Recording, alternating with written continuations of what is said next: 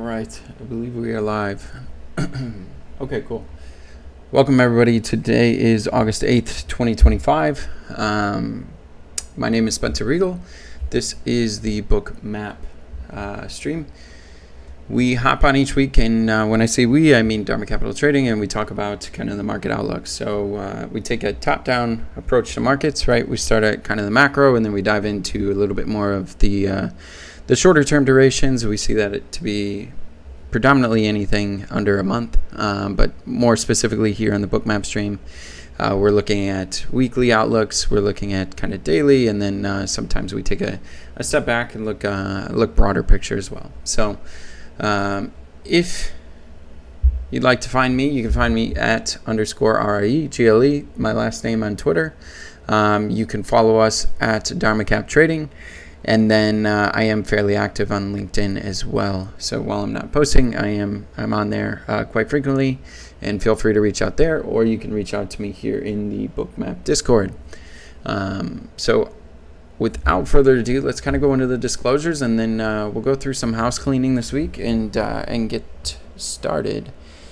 So all information and presentations are for educational purposes only and should not be considered specific investment advice nor recommendations. Trading futures, equities, and digital currencies involves substantial risk of loss and is not suitable for all investors. Past performance is not necessarily indicative of future results. So each week we hop on and we talk about risk capital, right? And that's how we kind of start every single week. And what we define as risk capital is capital in which you're willing to risk, right? So in that sense, it's what you're willing to lose. And the reason for that, it's a couple different reasons, but if that's capital in which you need to pay bills at the end of the month, if that's capital in which you need to buy groceries at the end of the week, that is not risk capital.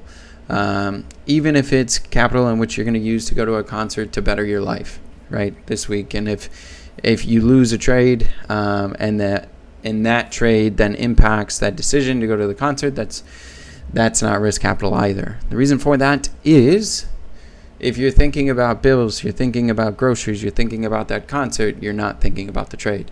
And you're not thinking about the opportunity, and you're definitely not assuming and monitoring the risk correctly, right? What we do here each week is talk about the facts.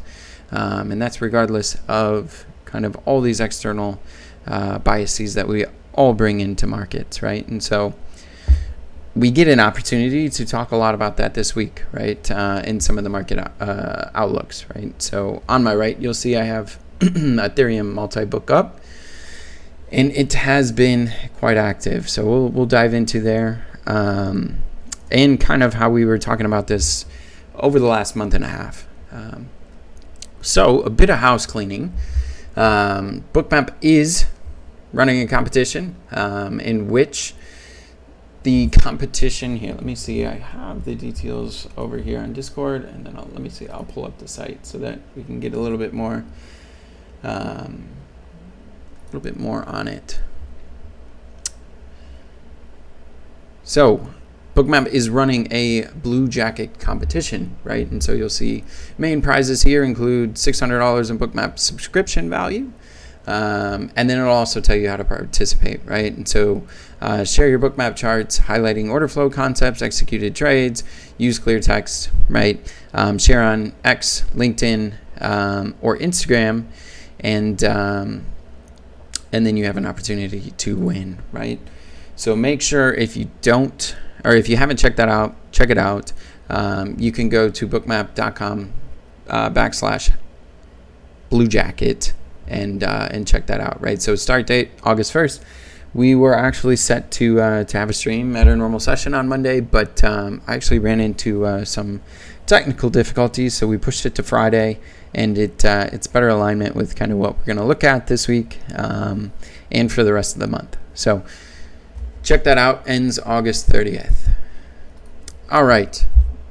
So time to kind of dive into the macro, and I'm not actually going to spend a lot of time on the macro. And part of the reason for that is we've been talking about the positive backdrop for quite some time now. And so we started covering it a little bit under 3,000 in Ethereum markets, and kind of the prevailing tailwinds that are in the market, and how we were suggesting that was going to be incredibly supportive of a macro bid. So if you're interested in that, rewind 2 weeks, check out that recording, because we spent a significant portion of that recording going over that. So now that we are here, which is essentially 4,000 at the close of the cash close in the U.S. here for the week, and a lot's changed, right? And when I say a lot, I mean a lot more than just price. So positive narratives are everywhere, and obviously markets are forward-looking. So it's not as easy to say what's the positive narrative. This market has to go up because it's positive. After a particular period in time, after all of these buyers have kind of come into the market, there becomes a saturation of buyers, right? And it doesn't actually matter what that positive narrative is any longer if all the buyers are in, right? And then it becomes sellers in the market. So instead of hyping up the markets and talking about how bullish these narratives are that we covered already, I'm actually going to spend some time thinking about risk, thinking about tactically how to execute parts of these trades, right? So kind of looking at the facts that we talked about, right? So a lot of the times when the markets are up and you're up a lot in a position, that's the hardest part. How do you manage a winner? So we're going to spend some time talking about that today. But macro-wise, what are we looking at? Obviously, there's a lot of positive behind the scenes, but let's talk about seasonality. Seasonality is forefront as we head into September and October. Seasonally, those are tough times for risk markets, right? While August tends to lean bullish, while slightly, it still tends to lean bullish. As we head into September, October, those are going to be seasonally tough markets, or seasonally tough times for markets, right? And so any correlation bid, right, that we've seen traditionally across asset tends to weigh on markets, and we do see some of those volatility to the left tail events. So outside of that, let's talk about the FOMC. FOMC is the widely expected FOMC in September, right? And so any economic data that's coming out prior to that has a potential to turn this bid, right? And so while the macro backdrop is positive, as we get into the later stages of that, at least shorter term, in terms of momentum, things do become to get a little bit more emotional, and you do get more of a realized volatility in terms of these expansion of ranges, right? So take a look at that. I often use Forex Factory. It's a free economic calendar, super easy to check out, and you can see all of the major economic movers and numbers just based on their filtering system, and you can just use the red flag. So check that out as well. A lot of free resources to kind of engage with and monitor. Next, obviously, is the September FOMC, where it is expected for a rate cut. We will see if that comes to fruition. Obviously, the September rate cut percentage probabilities in the Fed funds CMEs have been swinging, and they've been incredibly volatile, right? So prior to the unemployment figure that came out significantly under, there was a lesser likelihood that the Fed was going to cut, and now obviously there's a more likelihood. And so we likely remain volatile in the September Fed fund futures on kind of that outcome. So those are tailwind, obviously we've talked about, and those are some potential headwinds as we head into fall time trade and wrap up the summer trade.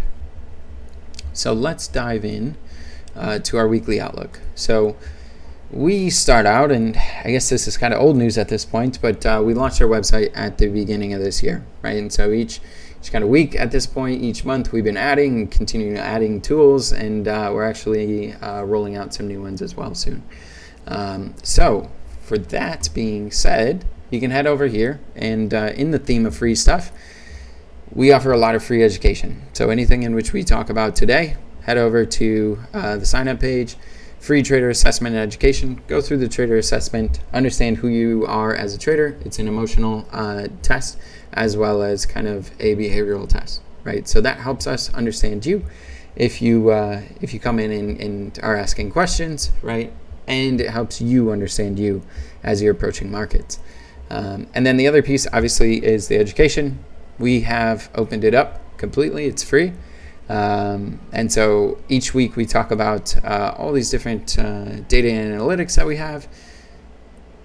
Go over to the free education, tons of quizzes, tons of things that you can check on, and get a better understanding of how we approach markets on a foundational basis, right?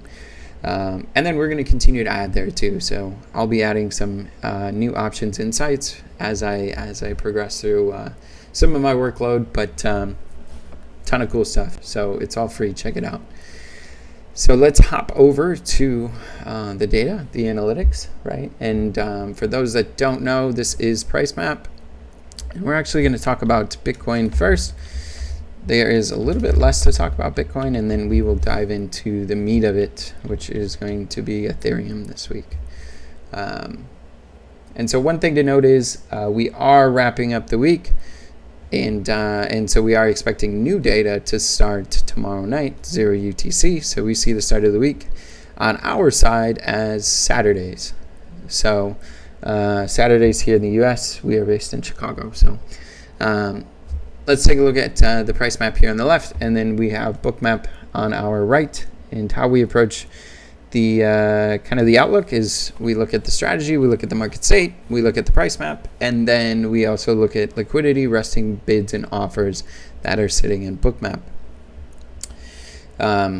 So Bitcoin has been relatively non-eventful for the day, and honestly for the week as well. So I'm going to actually load up the weekly chart here, and so we got a buy directional breakout that quickly reversed, created a sell, and then quickly rebased here. It's continued to be really choppy trade in Bitcoin.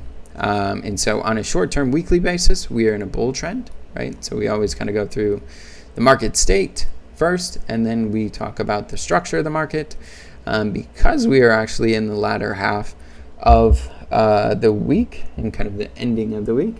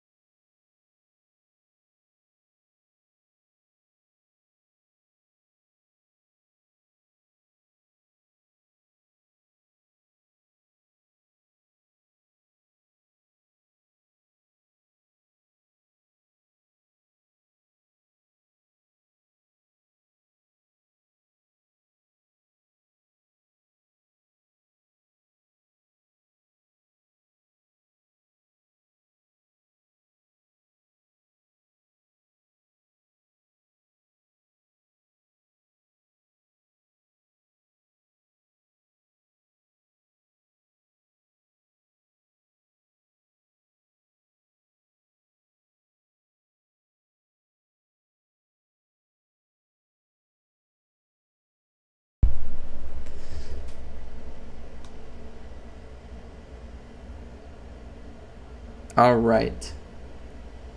I believe the mic was off. So I'm actually going to run through everything again from the beginning, just to make sure that that we cover everything.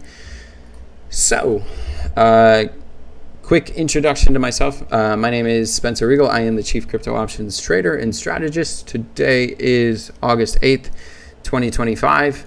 You can follow me at _RIEGLE on Twitter or on X, and then you can follow us at DARMA Cap Trading on X as well. And then I am active on LinkedIn. I'm not actively posting on LinkedIn, but I absolutely am answering messages and monitoring it. So feel free to reach out there as well. Let's go through some disclosures to start the session, because I believe, I'll go through an editing process, but I believe the mic was off, so apologies there. So all information and presentations are for educational purposes only and should not be considered specific investment advice nor recommendations. Trading futures, equities, and digital currencies involves substantial risk of loss and is not suitable for all investors. Past performance is not necessarily indicative of future results, right? So what we like to do each week is start by talking about risk capital and deploying risk capital, right? And so what do we see as risk capital? That's capital in which you are willing to lose. And there's a couple different reasons for that, but specifically risk capital is not capital in which you need for end of the month bills. It is not capital in which you need for end of the week groceries. And it also is not capital in which you need to spend time with your friends on the weekend, right? Part of the reason for that is if you are thinking about bills at the end of the month, you're thinking about groceries at the end of the week, or you're thinking about, let's say, a concert that you want to spend time with your friends, you are not thinking about the trade. You're also not thinking about the risk that's involved. You may think about all this money that you need to make to pay these bills or to enjoy your weekend, and not thinking about risk. Or you may be thinking the opposite.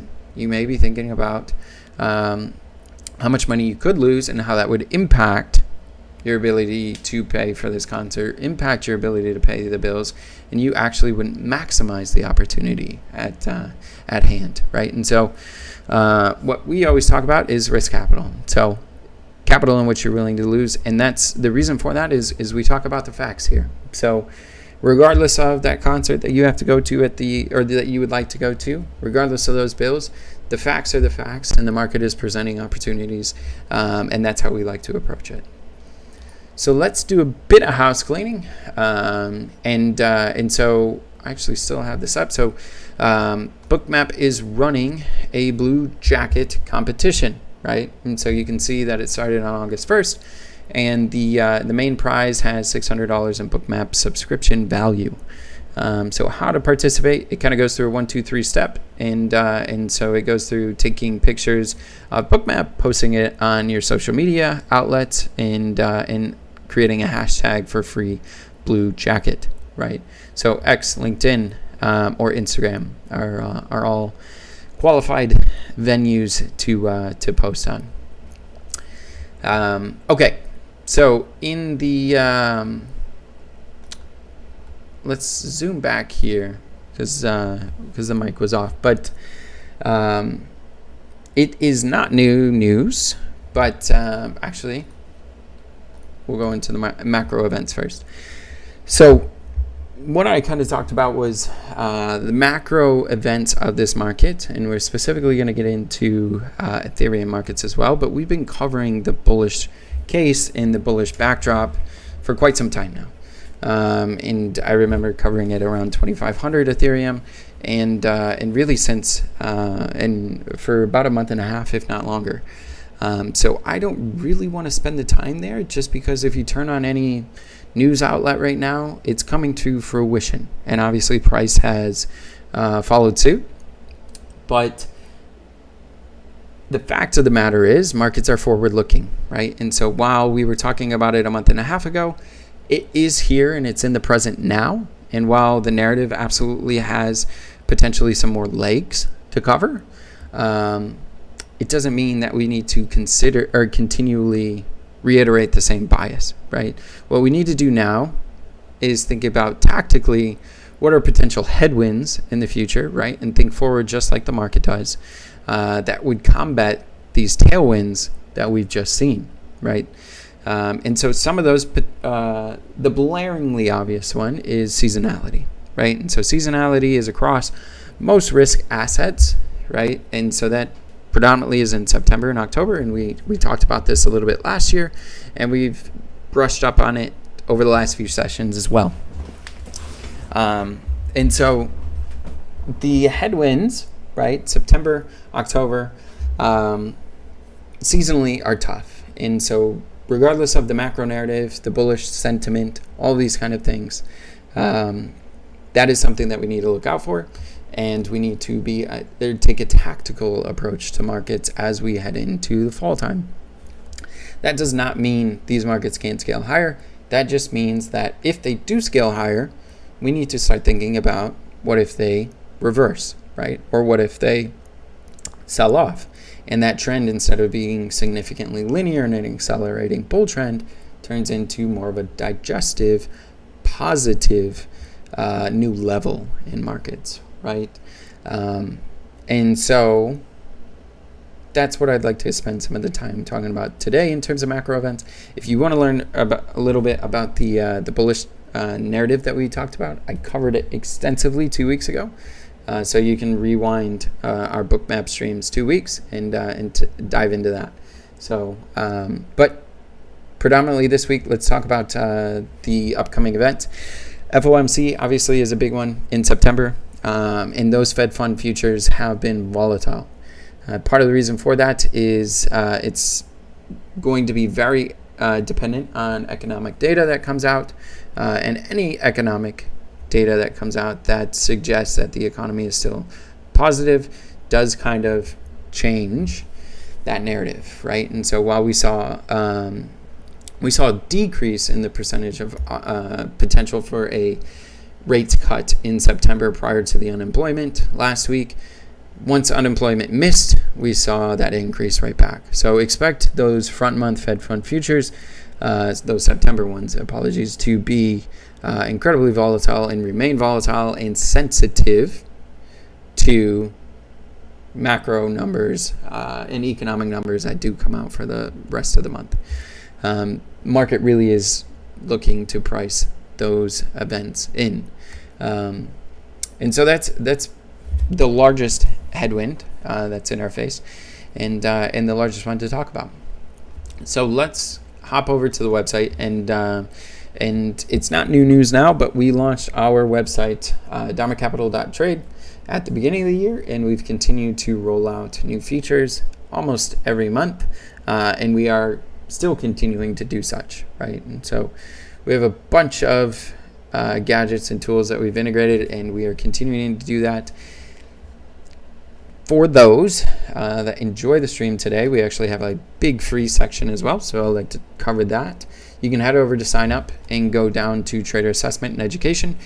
Take the Trader Assessment. That's a fun gauge to try to understand who you are as a trader, but also helps us understand you as a trader as well. So as we're in the Discord asking questions, it just helps better understanding, right? So we see traders in both a behavioral sense, but also there are some psychological questions as well that help better understand you as the makeup of that trader, right?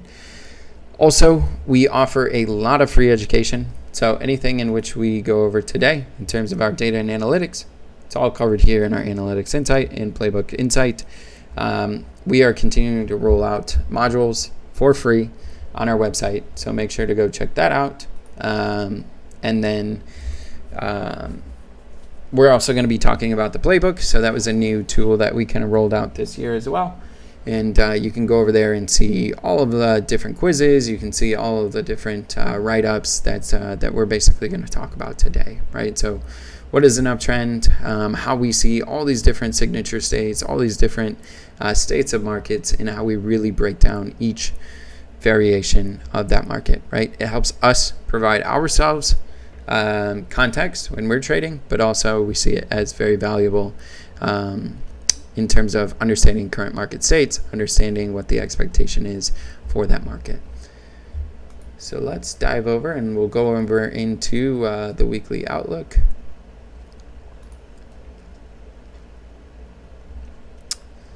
All right, and then we'll go over to price map playbook, and then we'll dive into those. So I'm gonna go over Bitcoin first because Bitcoin is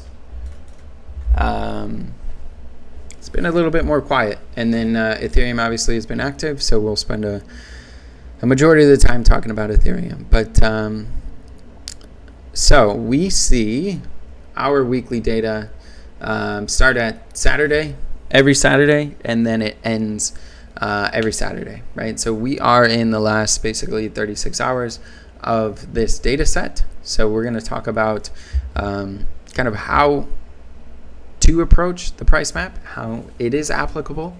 And then I'm actually going to post our weekly update in tomorrow or probably Sunday on the new data, right? So today we'll go over the theory just because we pushed back our recording time, and then you can apply that theory in the Bookmap Discord, right? So directional is our over-under number, right? Classic pivot for the week, 13.5. Over it's positive in terms of price, under it's negative. You'll see that we're in a bull trend, right? So the expectation is higher highs, lower lows. You can see that down here in the graphic. You can also read through it, and it has a lot more color here, right? And then you'll see positive. We just have some basically qualifiers here that are going to be some newer additions later. But so basically when approaching this market, here's the open. We get a bit over the open, 13.5 holds, immediately bases and runs right into that weekly CR plus. One thing to note is Bitcoin has just really been compressing in terms of volatility terms. I am looking at the 30-day listed future right now, and we are at 34.46, right? The Deribit devol 30-day.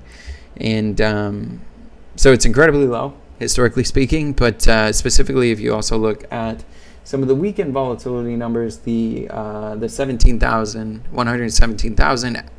mark implied volatility is about 15%.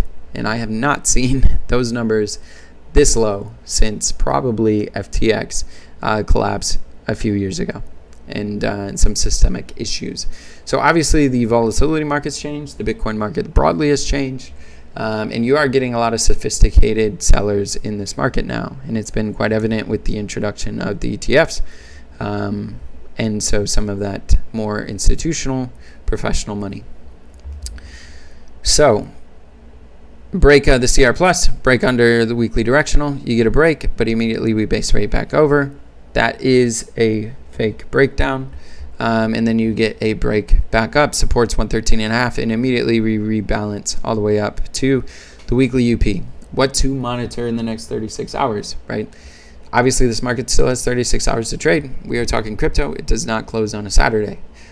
So what to look for is a base here at 116.467, and then a rally, right? If we can base over here and we can start to base over 117, those upside targets are in play. And initially it'd be 119 roughly, and then 121 to kind of round out the week. One thing to note is the implied volatility market is not expecting that. So optionality is incredibly cheap if you are playing that narrative. So there's cool strategies that you can employ using those if you really choose that this market has to break out, right? And you want to go against the vol market, which is seemingly some of the most sophisticated participants typically in markets. So that is the market state. The market is in a bull trend, and then the structure, obviously.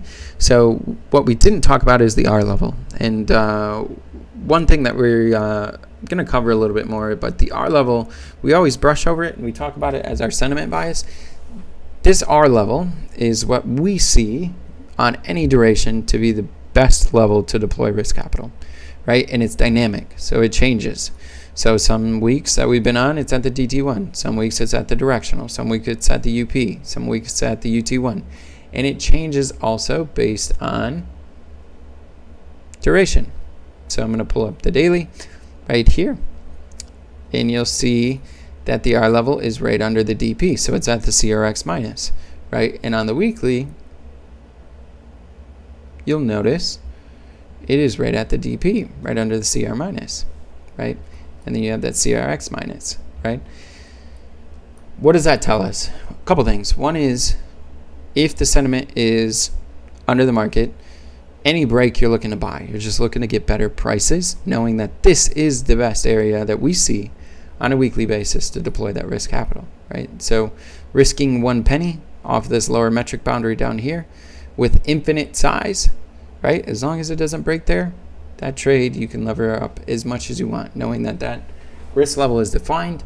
As you kind of move away from it, that changes, right? Obviously, but in terms of risk reward, an R level under the directional is positive, and it's looking for breaks to buy. And so that's a tell that when this market breaks down, you're looking for, 1, false breakdowns, but 2, you're looking for cheaper areas to buy it off of, right? So that's Bitcoin. And then let's jump into Ethereum. So Ethereum obviously has been incredibly active. And I'm going to pull up the weekly as well. All right, so again, our level at the CRX minus. So breaks are looking to buy. Immediately we base over that directional level, 34.64, and that's the green light, right? Remember that the narrative is supportive of Ethereum over Bitcoin, so you are getting that outperformance in terms of that percentage basis. That ETH BTC ratio has been performing quite well, and immediately you can see how the price moves through the price map. So directional to the UP is 1 APMD. That's the expectation. 1 average price map distance. That's what we expect the market to pay out every single week, right? Or per the duration, right? So immediately you get it. You get a half APMD pullback back. That's a tell. If the market can't break right back down to that directional, that's a tell that this is a strong bull trend, right? We're in a bull trend. So immediately you get a rebasing, and then you get a move, right? That move then taps the UP again, bases at the lower alert distance, and then immediately reprices through it, right? And so we've gotten this extension to end the week. That has been incredibly positive, right? And you get this weekly UP breakout that targets that UT1. And now we're over the UT1. So where do we end? We still have 36 hours of trade left. 42.86 is that next upside target if we can get there. Again, we are weekly trading. But volatility numbers for Ethereum are a bit different for tomorrow, August 10th expiry. We're looking at 47.75 for the 40.25 straddle, and so obviously implied vol is significantly higher than Bitcoin. So anything over 4,000 is positive. That's kind of the line to monitor for the rest of the week until we get some new data. And then structurally, we are still in a very accelerating bull trend, right? So for this market to slow down, it really needs to break structure. That structure really is not until right back under that 3,900 level. But more specifically, 4,000 is kind of that line in the sand. It also aligns with the previous month's high, right? So as long as we're over the previous month's high, new highs are in store, and we are in a more discovery phase for this month, right? So those upside targets, 42.86, and then that UT3, which would be a significant right tail event in the next 36 hours, is up at 4,700. So I will post new data as we get it tomorrow, and then most likely I'll post them on Sundays, just so that we can take a look at them in the Discord. But that is the strategy for the week. Let's take a look at the Ethereum resting liquidity.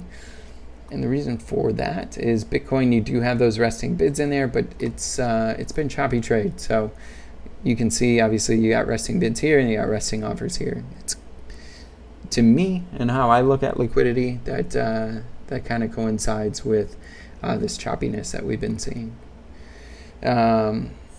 On the Ethereum side of things,